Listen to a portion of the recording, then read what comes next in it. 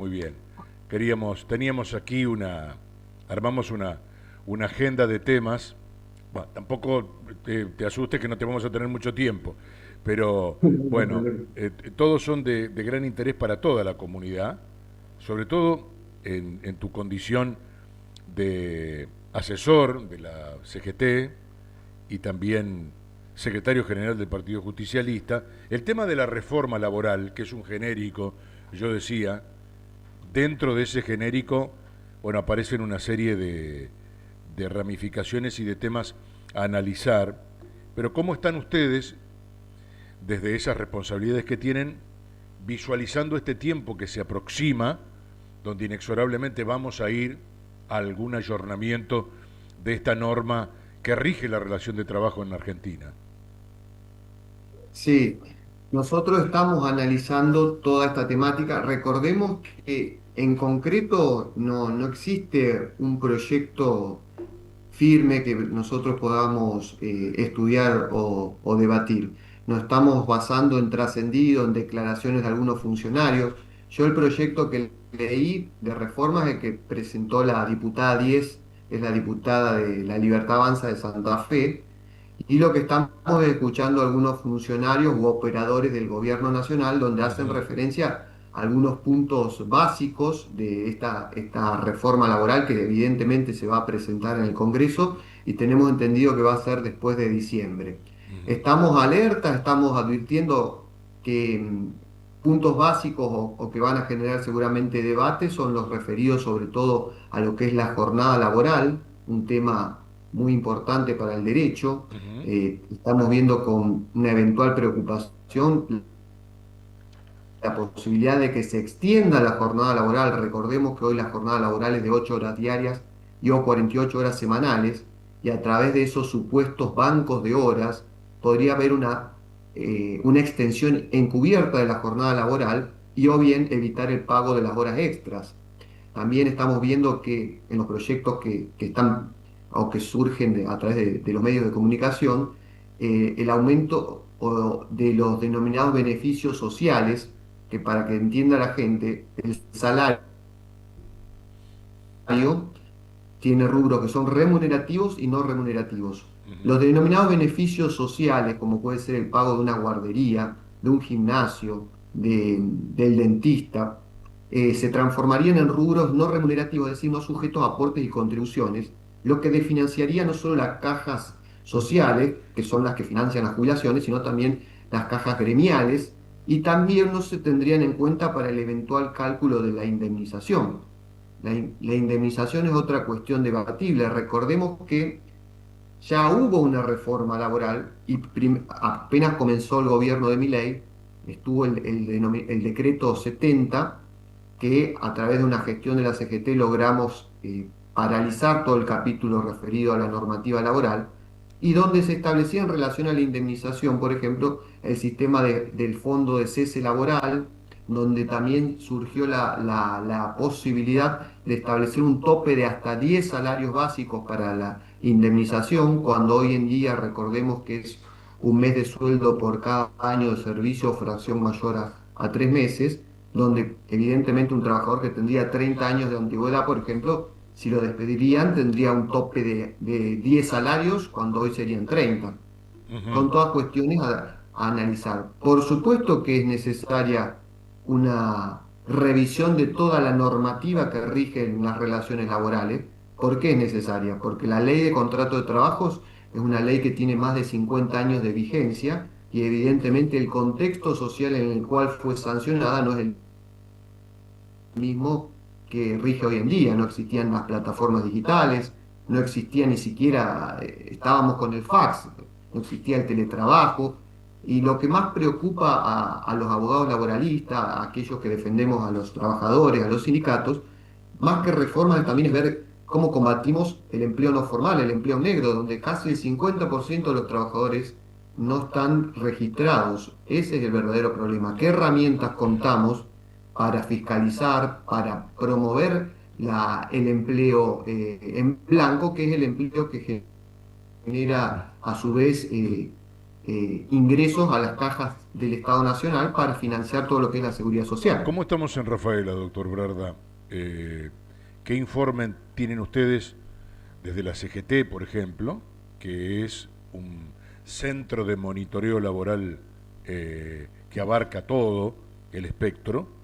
¿Cómo estamos en esos porcentajes? ¿Se puede hablar de un número? ¿Es parecido al promedio nacional? ¿Hay aquí en nuestra ciudad y en nuestra zona algo un poco más amigable con lo que sería lo ideal? En Rafaela ya no somos ajenos a la realidad nacional, si bien entiendo y conversando con otros colegas de la CGT de otras seccionales, estamos mejor que el promedio nacional, pero estamos preocupados sobre todo lo que es la industria y la metalmecánica. Con la apertura de importaciones, estamos viendo muchas consultas, sobre todo referentes a reducción de jornada laboral o lo que nosotros, una herramienta que se utiliza en el Ministerio de Trabajo es el artículo 223 bis, que permite suspensión de prestaciones con una reducción de la remuneración para adaptarla a la realidad actual de la empresa, donde requiere un acuerdo con el sindicato. Claro, La preocupación nuestra es que no hay una política proyectada a largo plazo, una política industrial, una política de protección de la industria nacional, sobre todo esa industria que, como te digo, la metalmecánica que es tan clásica en la ciudad de Rafaela, que es una ciudad, es un polo netamente industrial. Y estamos viendo, si bien no hay no vemos despidos masivos, sí vemos preocupación y constantes consultas y temor de los trabajadores respecto a la pérdida de puestos de trabajo. Ni hablar que los salarios, las remuneraciones hoy en día no alcanzan para satisfacer las necesidades básicas y los promedios están muy por debajo si tenemos en cuenta los alquileres y los costos de vida de los trabajadores. ujú, Esa es una mayor preocupación. Y una temática de constante consulta en la ciudad, también que yo lo remarco siempre, que por ahí no lo discutimos, es la referente al funcionamiento de las comisiones médicas, que son aquellas que tratan las enfermedades y accidentes laborales, donde no estamos muy conformes con el funcionamiento de la Comisión Médica Jurisdiccional de la ciudad de Rafaela. No estamos conformes en el sentido de que hay mucho atraso en los turnos, mucho atraso y el trabajador que sufre un accidente o una enfermedad laboral tiene la obligatoriedad de concurrir a esta instancia administrativa sí, donde se lo trata, donde se lo ve, donde se evalúa si su siniestro es o no laboral, en caso de aceptarle se le da o no una incapacidad, y estamos viendo que existen muchos rechazos de los siniestros laborales, los que nos obliga a judicializar todas estas cuestiones. Y por eso también estoy escuchando que se dice que existen muchos juicios laborales, que existe la industria del juicio. Si vamos a un promedio de la cantidad de trabajadores que existen en blanco, más los trabajadores que existen en negro, más la cantidad de enfermedades y accidentes laborales, te voy a decir que no existen muchos juicios laborales. Y el empresario que hace las cosas correctamente, que tiene el trabajador correctamente registrado, que paga su RT, que paga la remuneración en tiempo y forma, no tiene problemas. Y si le inician un juicio, seguramente se va a defender y lo va a ganar. Los juicios que se inician generalmente son porque existen derechos que son vulnerados y yo como abogado, si viene un trabajador y me plantea una cuestión o un eventual juicio que no lo veo procedente, ni siquiera no lo tomo porque voy a perder tiempo yo, va a perder tiempo bien, esta persona, claro. si bien hay cosas que revisar, es un debate muy amplio que genera mucha controversia. Yo cada vez que salgo me dicen de todo en las redes sociales, no importa, pero sí nosotros estamos leyendo, estamos abriendo el paraguas para... Esto requiere un debate y un estudio donde se sienten Bueno, las partes. claro, eso es Cuando digo complejo. las partes, ¿quién son? Es complejo, Sí, es muy complejo, es complejo. es muy complejo. Eh, de cualquier manera hay que imaginar un punto de inflexión a través de un acuerdo que será obviamente a través de los legisladores y ese debate que nos lleve a otro escenario, ¿no? A otras reglas. Eh, ¿Cree Andrés que con la reforma que se consensúe ¿Mejorará el tema de los puestos de trabajo, que es una aspiración y una necesidad de recuperar en las condiciones formales? ¿Esa herramienta de la reforma va a ayudar, debería ayudar como uno cree, o también hay otras variables que se tienen que reunir para que después esta norma no sea solo una unidad de medida que realmente no mueva demasiado la aguja en cuanto a la respuesta, ¿no?, del mercado? Bien decís vos, la eventual reforma, ojalá que sirva para generar mayores puestos de trabajo.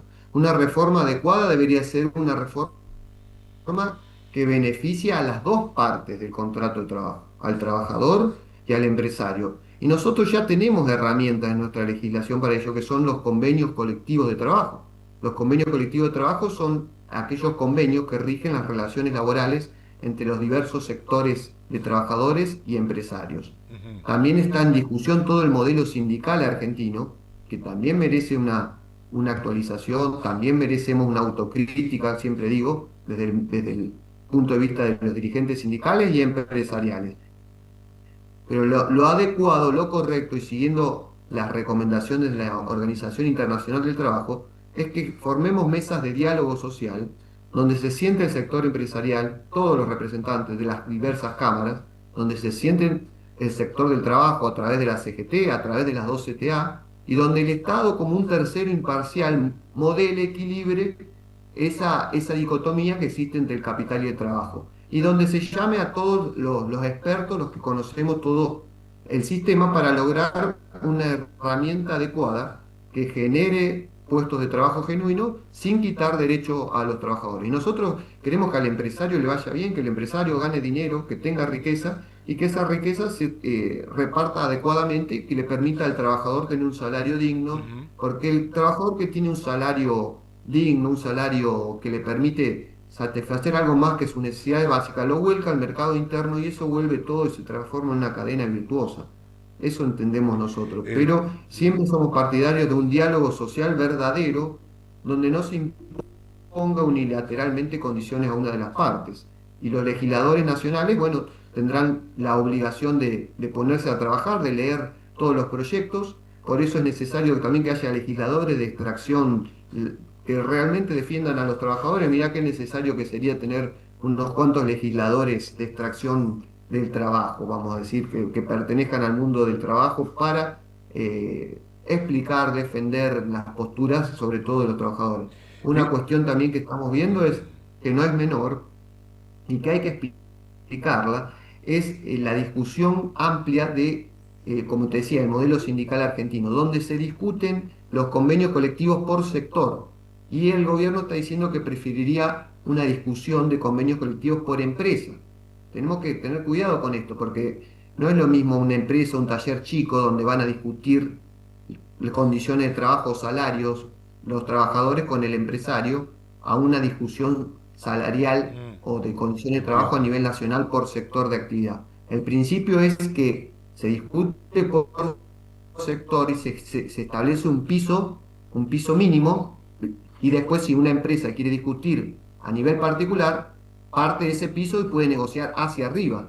Tengamos cuidado que no se establezca, que no se vulnere ese principio básico del derecho laboral. Finalmente, ¿es optimista, doctor? Yo siempre trato de ser optimista. Yo quiero que si vamos a hacer un cálculo, ya apenas comenzó el gobierno de Milei, ya se presentó este decreto, ¿no es cierto? Después se sancionó la ley 27.742, que ya reformó varias cuestiones. Y si vamos con las reformas que se hicieron, desgraciadamente no mejoró las condiciones de trabajo. Vamos a otra reforma que tengo entendido que es un pedido que hacen también los organismos internacionales. Y sí, voy a tratar de ser optimista, pero siempre y cuando no se vulneren derechos y donde se escuchen a todas las partes y donde realmente las modificaciones que salgan surjan de un verdadero consenso, del diálogo y el consenso que es la base de la política. Hay que construir diálogos, hay que tender puentes y no muros. Así que nosotros somos partidarios del diálogo como hacemos en nuestra ciudad de Rafaela, donde podemos tener diferencias, pero dentro de esas diferencias siempre nos sentamos en las coincidencias que tenemos que tener. Coincidencias que son que al empresario le vaya bien, que se proteja la industria nacional, que se proteja el trabajo genuino y que se proteja al buen trabajador. Hay cuestiones que revisar, por supuesto. Todo el tema de enfermedades laborales, el abuso con los certificados médicos, por supuesto que hay que eso revisarlo y que el empleador pueda tener reglas claras. Pero también hay que cuidar de los derechos de los trabajadores que tantos años de lucha significaron conseguirlos y no pueden sacarse de un plumazo. Gracias por su tiempo, doctor Brarda. Le mando un saludo desde El Espectador. Bueno, muchas gracias a ustedes. Que ande muy Gracias por el bien. llamado. Cuando Gracias. esté el proyecto presentado en concreto, nos vemos de vuelta. Con mucho gusto. Será un gusto Bueno, escuchar sus gracias. conclusiones. Un abrazo. El doctor Andrés Brarda, que es secretario, además del Partido Justicialista, es asesor legal de la CGT Rafaela en todo este